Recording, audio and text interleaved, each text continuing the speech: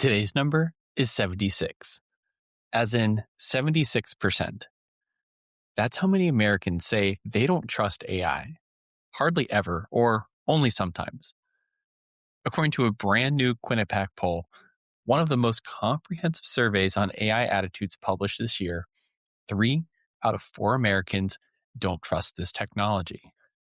But here's the thing, only 27% have never used it, which means most of the people who don't trust AI, well, they're using it anyways. You might be one of them. I know I am. More on what that tension actually looks like here in a minute. If you use Microsoft Word or Excel at work, there's a Copilot button in the corner. Well, heads up, that button might not be there in 2 weeks. Microsoft is pulling free AI features out of Word, Excel, PowerPoint, and OneNote on April 15th. If your company hasn't upgraded to a paid Copilot plan, well, you lose access.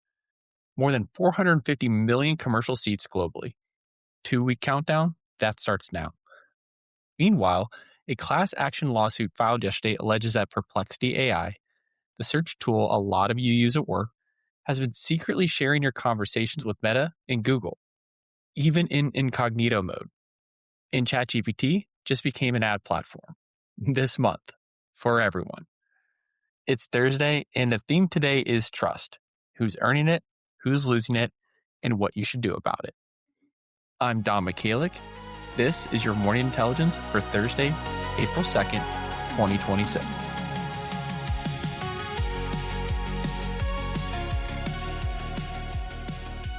Here's what you need to know today. Microsoft is locking Copilot behind a paywall in 2 weeks. And if you've been using it for free in Office, your workflow is about to change. A new lawsuit says Perplexity AI has been sharing your search data with Meta and Google without telling you. OpenAI just opened its ad platform to everyone. No more $200,000 minimum. And GPT-4o, the model that powered ChatGPT for most of last year, well, that sunsets tomorrow. If your company built custom GPTs on it, you've got about 24 hours. In today's Deep Cut, a Quinnipiac poll says that more than half of Americans think AI will hurt them more than it'll help. Fortune magazine says, well, not so fast. We'll give you both sides of the story there. And we'll close with an AI that's now driving a rover on Mars. For real. Let's go ahead and get into it. All right, let's start with a story that affects more people listening to this show than probably any other story we've covered this week. Starting April 15th, 2 weeks from today, Microsoft is removing Copilot chat from Word, Excel, PowerPoint, and OneNote for anyone who doesn't have a paid Microsoft 365 Copilot license. Let me break that down because the details matter here. If your company has more than 300 users, you lose Copilot access in those apps entirely. Gone. If your company is smaller, 300 users or fewer, you get downgraded to what Microsoft is calling standard access, which means throttled performance during peak hours. So it'll still technically be there, it'll still technically work, but slower when you actually need it. Copilot will still work on Outlook for both tiers. So your email AI survives at least, but the AI in Word, Excel, and PowerPoint, well, that's now a paid feature. The price? $30 per user per month for organizations with more than 300 users, $21 a month for businesses with 300 or fewer. And if that sounds like a manageable line item, well, multiply that across your team. A 50-person company is looking at over $12,000 a year just to keep AI and the features in it they've been using for free. Now, Microsoft also announced some new premium-only features alongside this today. There's a quote-unquote council mode that runs Anthropic and OpenAI models simultaneously and produces 2 independent reports with a synthesis of where they agree and where they disagree, and a quote-unquote critique feature that uses a second AI model to review and improve research before it reaches you. Both rather interesting, both blocked behind a paywall.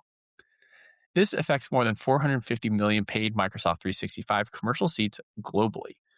That's not a niche product change. That's a significant chunk of the professional workforce waking up on April 15th to find a feature they relied on is either no longer there or downgraded significantly. So why does this matter? Well, here's why this is our lead today and not a Microsoft product update. A lot of this audience built AI into their daily workflows over the past year. You got used to Copilot helping you draft emails in Word, clean up data in Excel, build slides in PowerPoint. Microsoft made that incredibly frictionless. It was just there and you could use it. And, well, now the bill is coming. This is the playbook, by the way. Give it away for free to build the habit, then change for once you can't imagine working without it. It works in streaming, it works in SaaS, and now it's working in AI. The question for every company in this audience is the productivity gain worth the head per month? Some will say absolutely. Some will say no and pull the plug. Either way, that decision is getting made in the next 2 weeks. The bottom line here, if there's a Copilot button in your Word or Excel right now, check with your IT or ops team this week, because on April 15th, it might not be there anymore. That's just 2 weeks away, so go ahead and mark it on your calendar. All right, let's get into our rundown. Our first story in the rundown. Perplexity AI sued for secretly sharing your data with Meta and Google. Well, a class action lawsuit filed in San Francisco federal courts alleges that Perplexity AI, one of the fastest growing AI search tools among professionals, has been secretly sharing user data with Meta and Google. According to the complaint, hidden trackers download onto your device the moment you log into Perplexity's homepage. Those trackers allegedly give Meta and Google full access to your conversations, even if you signed up for Perplexity's incognito mode, even if you specifically chose Perplexity because you thought it was more private than Google. The plaintiff is a Utah resident filing as John Doe under California privacy laws. Perplexity's chief communications officer responded by saying they haven't been served and can't verify the lawsuit's claims. The company separately says it does not share user data with Meta nor Google. This isn't Perplexity's first legal headache, by the way. Amazon sued them over their Comet AI shopping agent and won a court order blocking it earlier this year. Now, I should note, this was filed on April Fool's Day, which means it gets extra scrutiny. Bloomberg confirmed the filing is real. So what? If you use Perplexity for work research, and a lot of people do, especially for anything involving clients, strategy, or competitive analysis, this lawsuit says those conversations may not be as private as you think. Worth reading the fine print before your next query, that's for damn sure. Our second story in the rundown. OpenAI's ChatGPT advertising pilot has crossed $100 million in annualized revenue within roughly 6 weeks of launching in the US. Over 600 advertisers are already in, including Target, Ford, and Adobe. But here's the news. That $200,000 minimum commitment that was keeping most businesses out, well, it's being removed this month. OpenAI is rolling out self-serve advertising tools in April, which means small and medium-sized businesses can buy ads inside ChatGPT for the first time. To put the scale into context here, ChatGPT has nearly 1 billion monthly active users. That's not a niche channel anymore. And nearly 80% of small businesses surveyed said they were very interested in advertising on ChatGPT, but couldn't afford the entry ticket. Well, that barrier is going away. International expansion is also starting. Canada, Australia, and New Zealand first. So what? Well, if you work in marketing, advertising, or run any kind of business that advertises online, this is a new channel opening up this month. Conversational AI ads work differently from search or social ads, and your competitors are about to start figuring that out alongside you. Worth getting a look before they do. And our final story in today's rundown, GPT-40 dies tomorrow. Check your custom GPTs here. Quick heads up, and it's an operational deadline, of course, but the GPT-40, the model that powered ChatGPT for most of 2025 and early 2026, will be fully retired across all plans tomorrow, April 3rd. That includes business, enterprise, and education partners. When OpenAI announced the retirement back in January, they said only about 0.1% of daily users were still actively selecting GPT-40. But that's not really the issue here. The issue is custom GPTs. If your company built internal custom GPTs that were configured to run on GPT-40, and a lot of teams did, those GPTs stop working tomorrow. The retirement triggered some backlash earlier this year from users who preferred GPT-40's conversational warmth compared to GPT-5.2. Some people are writing actual eulogies for it online, which is kind of funny and kind of human and kind of says something about where we are right now. So what? Well, this is not necessarily a news story. This is a to-do item. If you're on ChatGPT Business or Enterprise, check with your IT team today about whether any internal GPTs need to be migrated. You have about 24 hours. All right. If you're enjoying morning intelligence, here's my ask. Share it with one person today. That coworker keeps asking you about AI over coffee. That friend who sends you every AI headline with a question mark. You know who they are. Send them this episode. It helps us grow. And honestly, I really appreciate it. Thank you so much. All right, let's get into today's deep cut here. We start today's show with a number 76. 76% of Americans don't trust AI. Let's sit with that for a minute because this Quinnipiac poll has some numbers that really cut to the heart of what everyone is feeling today. This was a survey of nearly 1,400 US adults published on March 30th. In the headline, findings are rather striking here. 55% of Americans say AI will do more harm than good in daily life. That's up 11 points from the same poll last April. 80% say that they're concerned about AI's impact. 70% say AI will reduce job opportunities. And 76% say they trust AI hardly ever or only some of the time. But here's where the poll numbers get really interesting. Only 27% say they've never used AI tools, down from 33% a year ago. So more people are using AI than ever before, and more people distrust it than ever before, all at the same time. And the generation using AI the most, Gen Z, is the most pessimistic about it. The most frequent users are the most worried about losing their jobs. If that tension sounds familiar, you're not alone. You're actually in the majority here. Now, I could leave this story here, and that's a pretty bleak picture, but I'd be doing you a disservice. I didn't tell you about what Fortune published earlier this week as well. Fortune ran a major cover story, their April-May issue, titled 9 Reasons Not to Freak Out About AI. And it's a direct pushback to the wave of panic we've been seeing and swimming in since the start of 2026. Here's their core argument.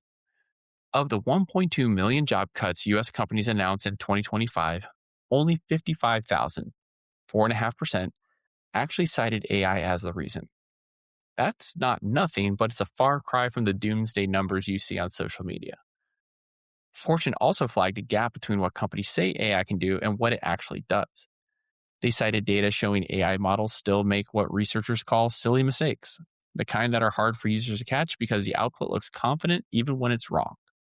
And a survey of over 6,000 executives published earlier this year found that more than 80% reported no measurable productivity gains from AI.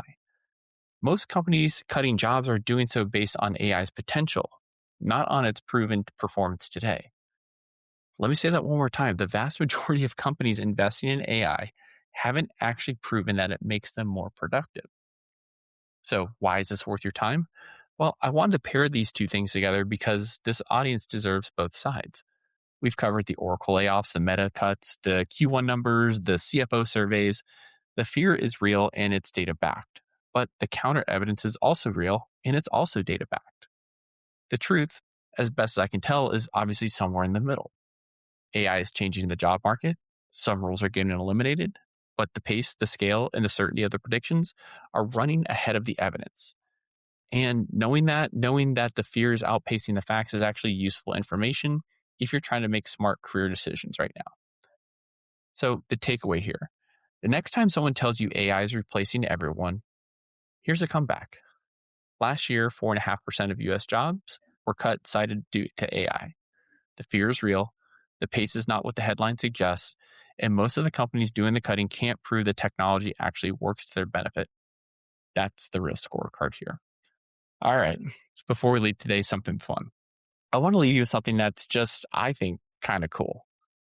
Late last year, NASA's Perseverance rover completed the first drives on Mars that were planned with the help of artificial intelligence. Engineers at JPL fed years of rover driving data into Anthropic's Claude, and it wrote drive commands in something called rover markup language, which were then validated through simulation before being sent to Mars. The results? Planning time was cut roughly in half. The AI that helped make this happen, Anthropic's Claude, that's the same AI that some of you use to draft your emails, clean up spreadsheets, or brainstorm marketing copy. That same technology helped navigate a rover on another planet. That's pretty cool. And yes, this is also the same company that accidentally leaked 500,000 lines of source code earlier this week. The company that can't keep its code off the internet, well, help drive a rover to Mars. AI in 2026, everyone. All right, for tomorrow, a little bit of a teaser here. We're watching the class of 2026 data. 89% of this year's college graduates believe AI will eliminate their jobs before they even get one. Entry level postings are down 35%. We'll dig into what that means for anyone entering the workforce, managing a team, or thinking about their next hire. Plus, if OpenAI's next model drops overnight, you'll hear about it here first. And that's Morning Intelligence for Thursday, April 2nd, 2026. If you liked what you heard, hit subscribe from wherever you're listening. Share it with that one friend who keeps asking you, hey, what's going on in the world of AI? You know who they are. I'm Don McKaylee. Thank you for listening and have a great rest of your Thursday.